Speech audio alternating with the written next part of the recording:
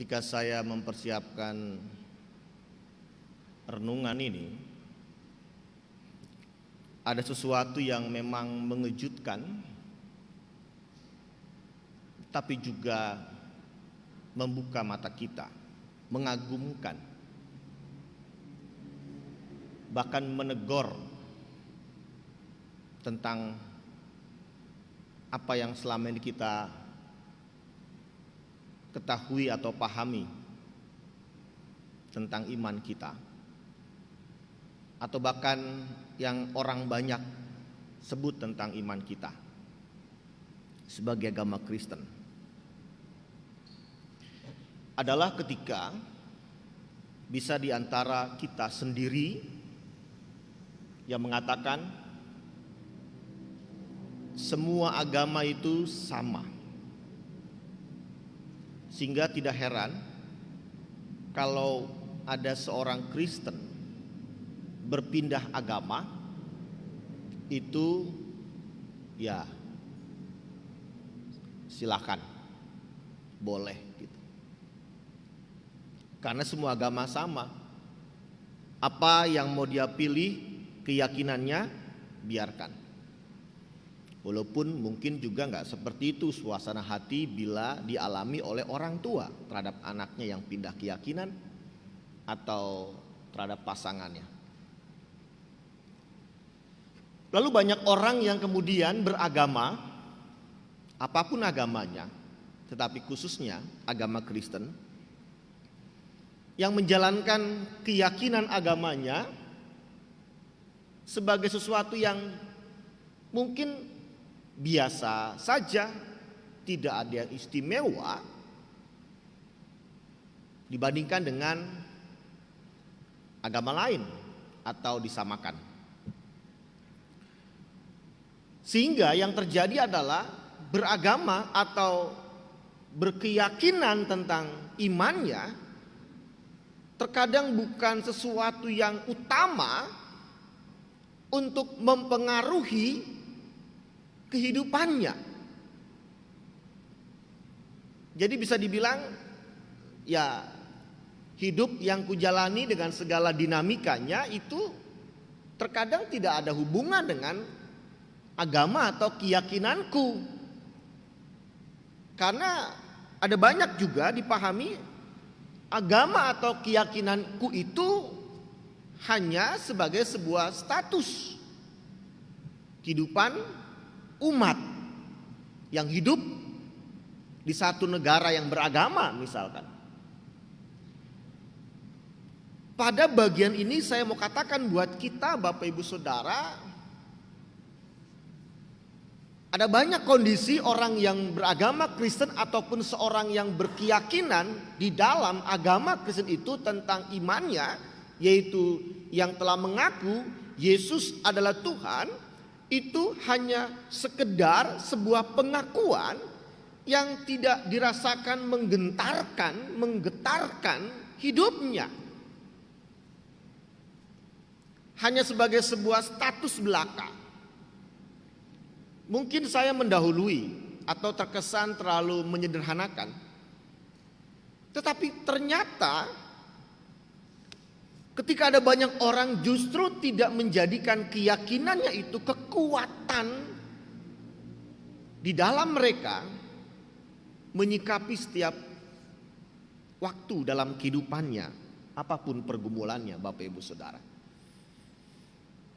Teristimewa di masa COVID-19 ini, kalau bicara istimewa adalah ada banyak orang yang akhirnya terkena COVID-19 virus, atau terdampak yang beruntun, yang mengejutkan, baik yang punya usaha besar maupun yang kecil dalam perekonomiannya, yang mungkin menggoncang ya harapan ke depannya, yang gak terpikir dulu akan terjadi seperti ini, yang membuat banyak orang syok. Walaupun sekarang sudah mencoba tenang dengan vaksin yang diberikan atau kemudian setiap orang bisa memilikinya. Tetapi mungkin ada saya pesimis. Kalau keyakinan seorang itu tidak begitu kuat mempengaruhi sikap hidup menjalani waktu dengan segala pergumulannya. Kenapa? Adalah ketika kita bicara tentang seorang yang mungkin menghadapi kondisi yang tidak nyaman, ketegangan dalam hidupnya, ditanya, apakah Anda percaya kepada Yesus sebagai Tuhanmu yang akan menguatkanmu dan menolongmu? Ya, ini sebenarnya pertanyaan yang lucu ditanyakan. Pasti udah tahu jawabannya. Iya, saya percaya. Saya percaya itu. Dia adalah penolong. Dia adalah Tuhan yang menguatkan. Apa istimewanya pertanyaan itu? Justru ketika seorang itu ditanya tentang apakah engkau percaya kepada Yesus yang akan menguatkanmu dan menolongmu, walaupun dia mengatakan sebuah jawaban, iya saya percaya Yesus kekuatan dan penolongku. Sekarang tilik apa yang dia pahami tentang Yesus. Beritahu. Biar dia memberitahu. Siapa Yesus bagimu? Sebentar. Ini bikin bingung banyak orang. Kan sudah jawab. Iya, saya percaya. Dia kekuatan dan penolongku. Lalu kenapa diminta saya menjelaskan apa yang saya pahami tentang Yesus? Apa yang saya tahu tentang Yesus? Ya harusnya kan nggak gitu, karena sudah mengatakan ya saya percaya. Clear kan? Di sini saya mengajak kita menemukan rahasia yang selama ini kita bilang Yesus tokoh agama dalam konteks waktu itu di tengah umat Yahudi, memimpin sebuah umat mengenalkan tentang Allah dan penebusannya. Tapi juga kemudian satu tokoh yang membuka mata tentang adanya juru selamat, Yesus namanya itu, adalah ketika justru kita melihat Yesus menjadi sama dengan melihat tokoh-tokoh yang lain, nabi-nabi yang lain, di agama-agama lain. Bahkan mungkin kalau bicara tentang Musa dan Elia dalam kitab Perjanjian Lama, ya mungkin sejajar. Tidak ada istimewa.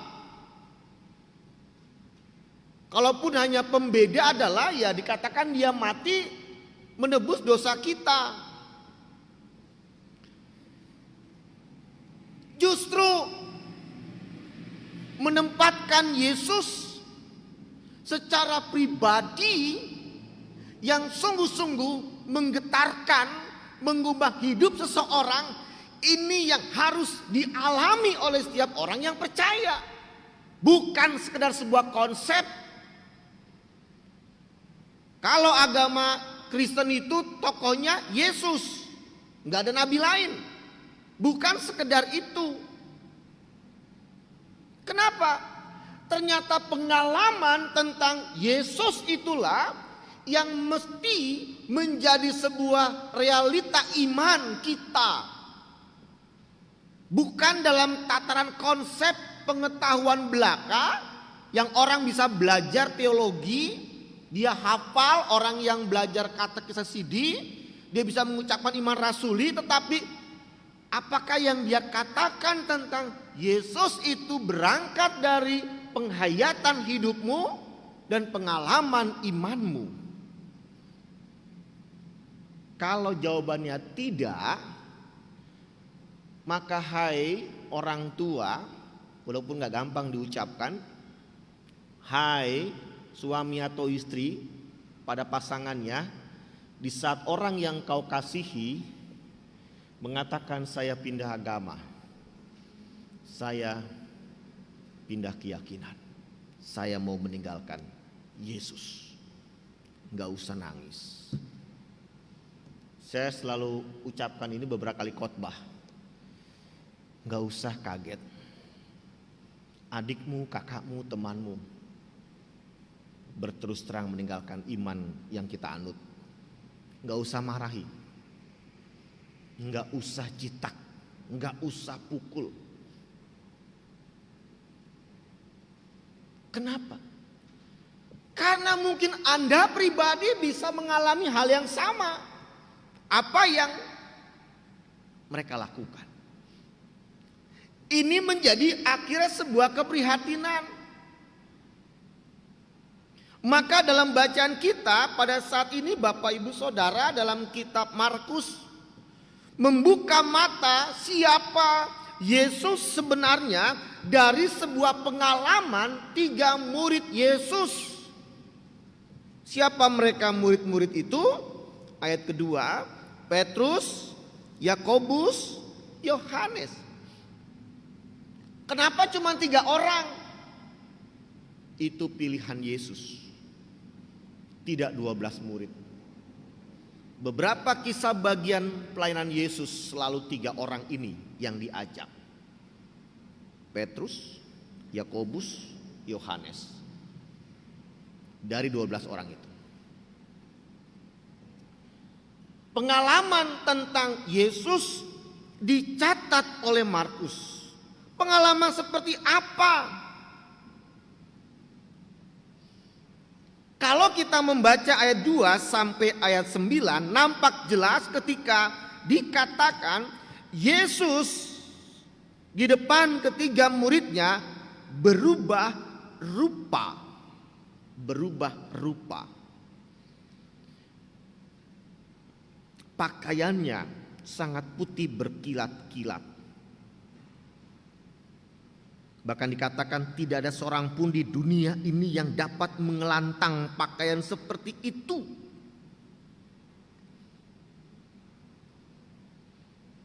Bapak Ibu, akhirnya ketika saya juga melihat kitab Wahyu, apa yang dilihat oleh 3 murid Yesus, sebenarnya ini fakta iman. Inilah Yesus yang sebenarnya ketika dia akan ada dalam kemuliaannya di sorga. Dialah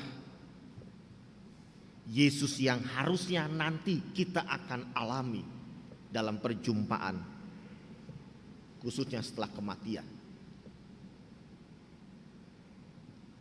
Wujud Yesus yang sesungguhnya ditampilkan. Begitu terang wajahnya bercahaya dalam kitab Injil yang lain. Cahaya yang menyilaukan tapi tidak terlalu tajam. Cahaya yang luar biasa yang bisa dialami hanya karena faktor ilahi Bapak Ibu Saudara. Dalam kitab Wahyu bahkan juga peristiwa-peristiwa lain, mujizat lain, penampakan-penampakan lain. Yang malaikat nggak bisa lakukan ini. Hanya unsur ilahi, hanya oleh Allah saja yang bisa lakukan ini. Dan tidak ada nabi manapun yang melakukan ini.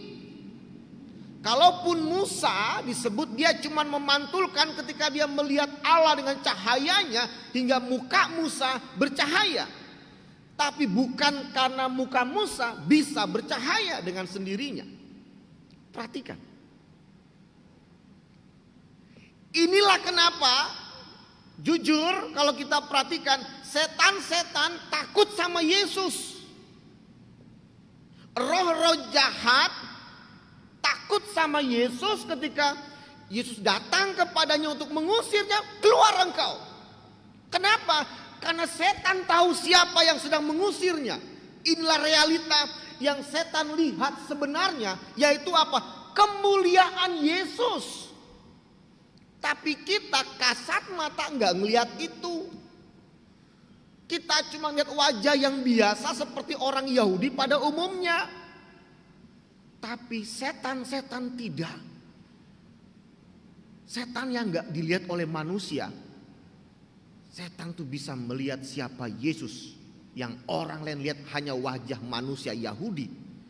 Tapi di balik wajah itu setan melihat kemuliaannya. Dan kemuliaan itu hari ini dalam bacaan kita diperlihatkan.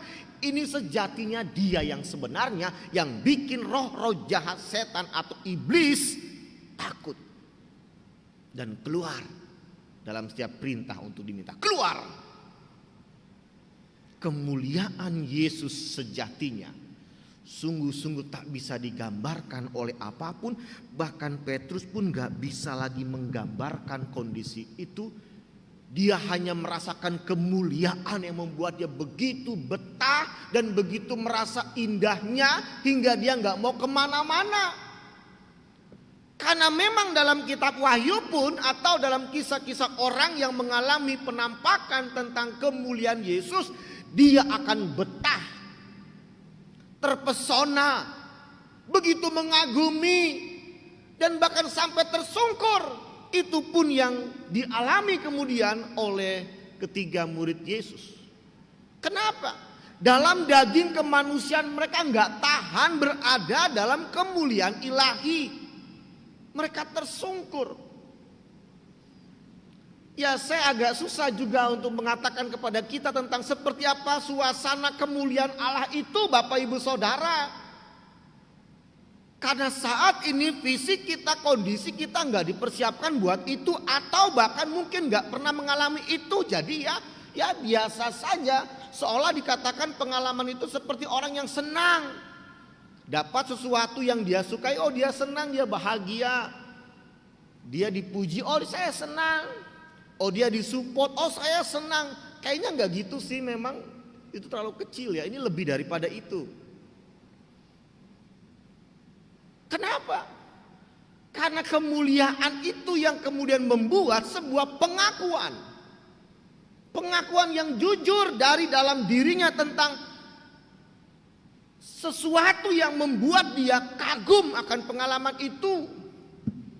Kalau saya mengutip pada Perjanjian Lama, ya Bapak Ibu Saudara, dalam kitab Mazmur 84 ayat 11 dikatakan begini. Sebab lebih baik 1 hari di pelataranmu daripada 1000 hari di tempat lain. Lebih baik berdiri di ambang pintu rumah Allahku daripada diam di kemah-kemah orang fasik.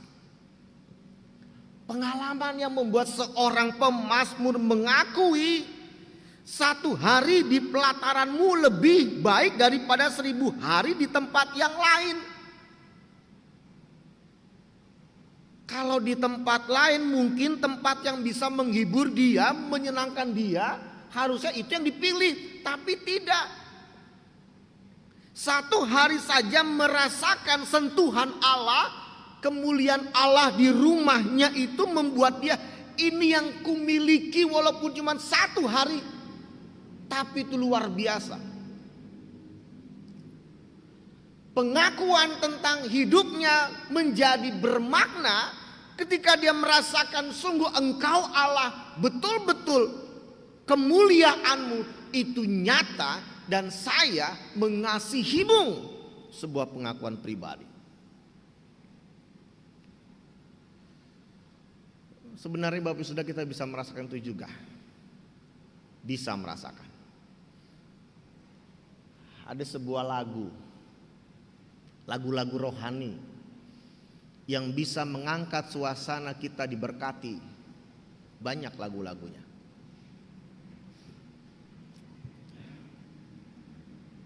Ada satu lagu juga yang saya sukai Bapak Ibu Saudara. Laguku Masuk Ruang Maha Kudus. Lagu ini kalau setiap kali saya ikut menyanyikannya, seolah membawa ke suasana yang kita bisa menjadi orang yang tidak ada apa-apanya. Ku masuk ruang Maha Kudus. Ruang Maha Kudus. Ruang di mana kemuliaan Allah itu dinyatakan dalam sebuah bait suci. Dalam ruang itu kita masuk seolah hati kita ini hancur. Kita tersungkur untuk diminta sembahlah dia. Suasana menyembah. Saya yakin Bapak Ibu yang ada di ruangan ini maupun yang di rumah pernah merasakan, mengalami ketika Anda bernyanyi sebuah lagu. Anda bisa menangis, Anda bisa kemudian tersungkur, betul-betul tersungkur dalam doa. Anda bisa dalam suasana menyembah Dia, betul-betul menyembah. Yang membuat Anda juga bingung, kok bisa begitu? Dan di saat Anda menyembah itu, Anda berserah itu, betul-betul berserah, Anda seperti ringan sekali, enteng. Padahal mungkin sedang ada pergumulan yang tidak ringan. Dan Anda dibuat seolah terus bernyanyi dan bernyanyi. Selain hati juga mungkin mulut Anda. Dan Anda mungkin bisa menangis di situ yang saya bilang tadi. Kenapa kok bisa ngalamin seperti itu? Karena kemuliaan Allah diizinkan Anda rasakan, dicicipi. Kenapa bisa begitu Bapak Ibu Saudara? Karena Anda percaya kepada Yesus. Yesus di mana Dia adalah sang kemuliaan itu yang akan hadir di setiap orang yang menyebut namanya.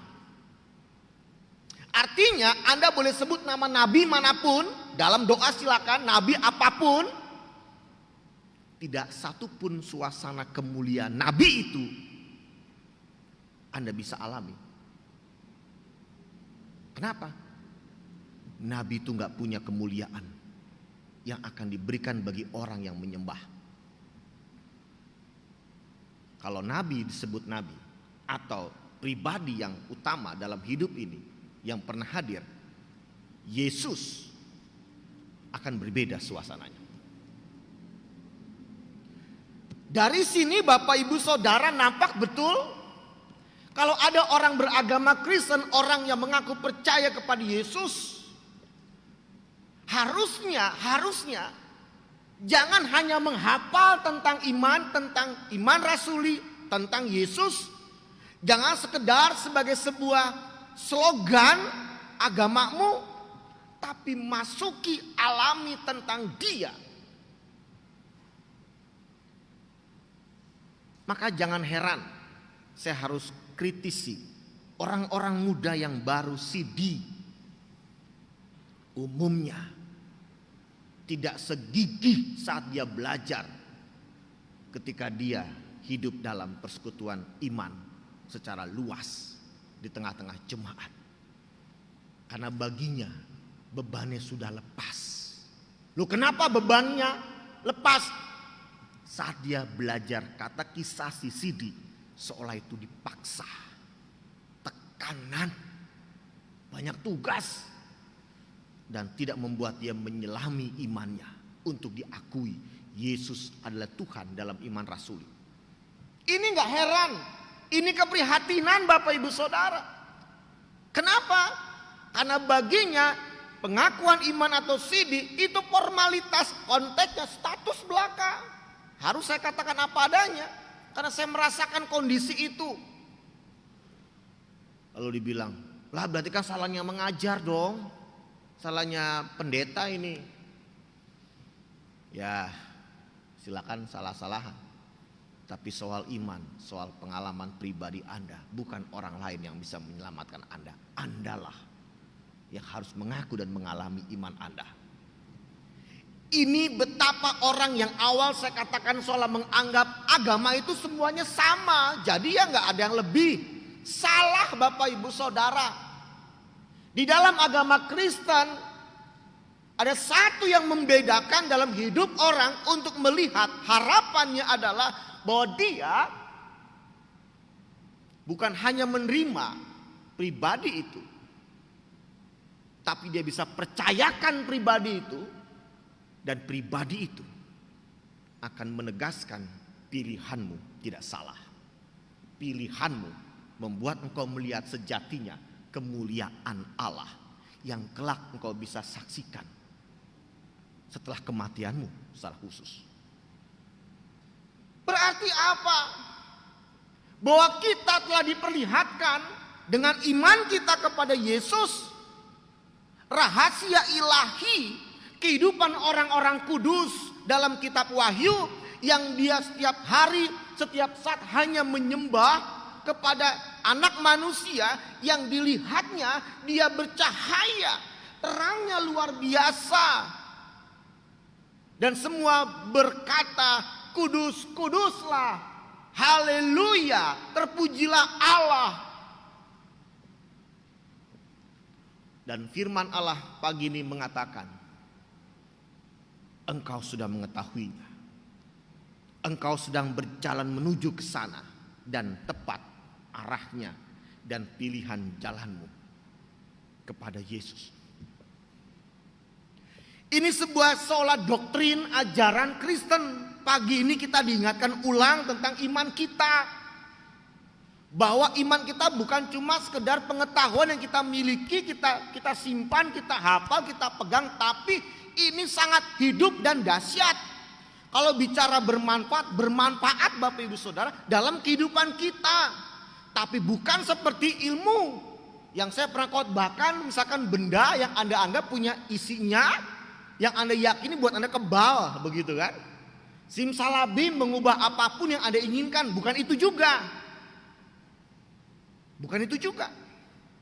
Tapi sesungguhnya ketika Anda melihat kemuliaan Allah itu dirasakan oleh seorang yang percaya, maka apa yang dia akan alami, sesuatu yang luar biasa, membuat dia hidup hari esok, hidup lusa, hidup ke depan itu sesuatu yang sangat berharga, sesuatu yang sangat indah, untuk dikatakan sebuah ruang di mana aku ingin selalu belajar untuk mencintai Tuhanku itu, menyembah Tuhanku itu, mengenal Dia lebih dekat, dan bahkan merasakan kebaikan-kebaikannya, dan dalam sebuah pujian pun bisa dibuat kemuliaannya dinyatakan. Amin. Sehingga pada akhirnya bukan soal mau berapa lama lagi Anda hidup. Maaf bagi orang tua usia lanjut yang seringkali saya ulang dalam khotbah. Jangan takut akan usia. Yang mungkin Anda bisa berhitung dari teman-teman Anda yang sudah mendahului Anda. Kalau soal berhitung gak cuma Anda yang sudah tua. Yang masih muda pun bisa berhitung ketika Anda punya penyakit yang mungkin mematikan. Jadi semua orang bisa ngalamin yang gak terduga, yang bisa membuat dia takut mati karena usia yang mendekati. Bukan berapa lama lagi, bukan sampai berapa usia kita lagi ke depan, bukan itu. Karena ketika Mazmur katakan, satu hari aja merasakan kemuliaan Allah itu lebih daripada cukup ketimbang minta sekian ratus tahun ke depan hidupku. Satu hari saja merasakan kemuliaan Allah. Hari ini hidup kita mengatakan luar biasa Tuhan. Saya agak merinding ngucapin ini. Kenapa? Karena Anda akan melihat hanya cuman hari esok saja selama ini. Lusa, minggu depan sudah berhitung betul. Saya pun bisa melakukan hal itu dan mungkin sering juga. Kita ada di hari ini tetapi pikiran kita melampaui hari ini, sehingga kita mau bilang apa? Waduh, gak ada indah-indahnya hidupku ini, ditambah dengan segala beban, tanggung jawab, pekerjaan, usaha, atau rumah tangga Anda, keluarga Anda, pribadi sebagai seorang yang punya aktivitas. Wow, ditambah Anda melihat gak bisa, dan Anda akan berat, dan Anda bisa mengatakan pesimis. Kelihatan nih wajah-wajah yang kayaknya berat-berat banget nih. Yang di rumah gak kelihatan, yang cuma di gedung kelihatan. Walaupun pakai masker ketahuan dari matanya. Tatapannya kosong-kosong semua nih kayaknya nih. Kalaupun ngelihat Pak Pendeta khotbah jangan lama-lama Pak Pendeta. Natap jam. Bapak Ibu Saudara, Tuhan itu memberkati kita hari ini loh, bukan besok. Anda boleh bermimpi? Boleh. Tapi mimpi Anda ada di hari ini Anda lakukan, bukan besok baru bermimpi. Betul? Artinya apa? Kenapa kita menyepelekan satu hari ini? Bagaimana kita bisa merasakan iman kita akan Tuhan Yesus yang ternyata yang mulia itu akan memberikannya buat hidup kita hari ini, Bapak Ibu Saudara. Berarti apa? Apapun kondisi Anda saat ini, bagaimanapun perjuangan Anda hari ini, dari beberapa waktu yang lalu dan mungkin besok kembali, Dia mau katakan, lebih baik engkau katakan satu hari di pelataran rumah Tuhan daripada 1000 hari di waktu-waktu ke depan atau di tempat lain misalkan. Kenapa Dia minta itu dengan menunjukkan aku Yesus punya kemuliaan, mau diberikan buat kita, mau kita merasakannya. Kenapa? Karena Dia sayang sama Anda dan saya. Amin. Dia sayang sama Anda dan saya. Kalau Dia katakan aku sayang samamu, Tuhan yang punya kemuliaan, tidak ada yang bisa menghalangi. Sekalipun Anda akan katakan, Tuhan, tapi aku sudah tua, aku sedang kena COVID, aku sedang punya masalah keuangan, aku sedang punya masalah status sosialku, aku sedang punya masalah dan punya banyak masalah. Tuhan katakan, diam, rasakan kemuliaanku. Bahkan kalau kita bisa sampai merasakan itu, seperti Petrus, ku buat satu kemah buat Yesus, satu kemah buat Musa, satu kemah buat Elia. Dia gak mau kemana-mana. Betapa indahnya kemuliaan itu. Suasana betul-betul menyembah, merasakan dicintai oleh Tuhan. Saya bisa merasakan ini memang tidak mudah, tapi nanti sepulang dari sini, silakan Anda cari satu lagu dan nyanyikan lagu itu dengan sepenuh hati. Contohnya lagu yang tadi, ku masuki ruang Maha Kudus, bisa. Dan terus Anda rasakan dalam pujian itu dan dalam doa pribadi Anda. Dan saya percaya dalam nama Yesus, sebab Dia akan hadirkan kemuliaannya, membuat Anda mengakui satu hari di pelataran rumah Tuhan luar biasa, lebih baik ketimbang 1000 hari di tempat lain. Itulah kenapa pada hari ini firman Allah mengingatkan kita, Bapak Ibu Saudara, tetaplah Anda hadirkan diri Anda dengan segala apa yang Tuhan sudah minta Anda untuk lakukan di dalam kemuliaannya, Bapak Ibu Saudara. Hadirkan, kerjakan, lakukan setiap peran yang Allah sedang sematkan kepada Anda. Dengan satu suasana Anda mengalami kemuliaannya, sehingga Anda selalu akan melihat setiap hal yang Anda bisa lakukan adalah sebuah amanah, sebuah kepercayaan, bukan keterpaksaan, walaupun mungkin gak gampang. Sebuah untuk membuktikan kita bersyukur akan kasih-Nya yang tetap kita rasakan. Sehingga Bapak Ibu Saudara,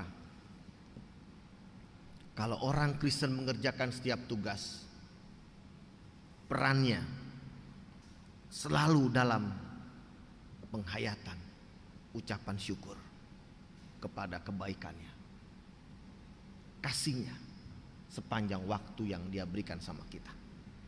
Apapun itu, ibu rumah tangga, kepala rumah tangga, pekerja, pelajar, mahasiswa, setiap orang kita itu.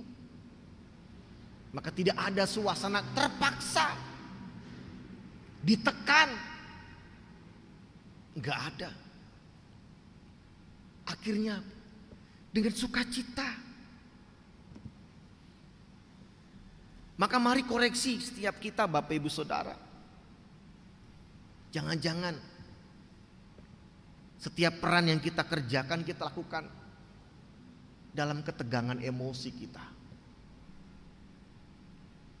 dalam kegelisahan. Maaf, jangan salahkan orang lain. Nggak perlu. Jangan salahkan masa lalu. Jangan salahkan situasi atau COVID sekalipun. Kalau hanya mencoba menyalahkan dan menghindari objek yang bisa disalahkan, Anda nggak pernah menikmati indahnya hari-hari yang Tuhan berikan untuk Anda sambut. Anda capek. Saya mengajak mari menilik setiap kita. Firman Allah pagi ini mau menyapa semua kita yang dicintainya, yang di rumah maupun di ruang kebaktian ini. Dia sangat mencintai Anda, apapun dan siapapun Anda, pergumulan Anda. Kalau hari ini mungkin dirasakan aku tegang Tuhan menjalani hidup ini, sampai gak lagi tahu ngomong apa. Tapi Tuhan katakan, rasakan kemuliaanku. Saya mengajak kita semua mari setiap pribadi. Secara pribadi di rumah Anda, Tuhan katakan kalau berdoa masuk kamar, tutup pintu. Untuk apa? Temukan kemuliaan Allah secara pribadi. Ini yang mungkin selama ini hilang dalam hidup beragama orang Kristen. Tidak mau menghampiri kemuliaannya. Padahal ketika Anda bisa mengalami itu, Anda gak akan jual iman Anda oleh karena seorang cowok atau cewek, atau karena harta, atau karena jabatan. Tidak. Maka Tuhan katakan, kalau orang dapat semua ini di dunia, kehilangan nyawanya, apa artinya? Jangan gadaikan Yesus hanya untuk bisa hidup lebih baik di dunia ini. Maka nikmati, itu yang dia mau minta buat kita. Kita akan memasuki masa raya Paskah. Masa di mana penderitaan Yesus kita akan renungkan. Tetapi Yesus bukan sekedar pribadi yang seolah menjadi penebus yang tersalib, tapi menjadi pribadi yang membuka mata kita. Kita gak salah percaya sama dia, sebab dia adalah kemuliaan yang nanti kita akan alami. Dan sekarang menguatkan kita, teruskan imanmu, pegang imanmu, dan warnai hidupmu dengan imanmu. Sehingga tidak untuk mendahului. Kalau ada orang mungkin mengatakan gini, Pak Pendeta bisa enggak hidupku ringan dengan segala masalah yang ada kalau aku datang sama Tuhan menyembah dia? Jawabnya iya. Datang aja. Anda mau datang ke siapa dalam hidup ini? Ke orang mana? Kalau mau coba gak apa-apa datang. Tapi ketika Anda datang kepada Yesus, bukan cuma lipat tangan, tutup mata, berdoa, tapi bisa dibantu dengan pujian yang mengangkat suasana. Lalu Anda menyembah di situ, betul-betul menyembah dia, akan ada keringanan dan kelegaan. Kok bisa? Ya bisa. Karena dia Tuhanmu yang hidup menyertai kita. Maka mari, yang punya beban masa lalu, beban kondisi saat ini, beban karena COVID, beban akan rencana ke depan, dia katakan, Aku mau bantumu. Yuk, tetaplah bersamaku dalam menyembahmu. Kemuliaanku akan kau alami, dan kau akan tetap berjalan sampai kematianmu. Tuhan mengasihi kalian semua kita. Amin.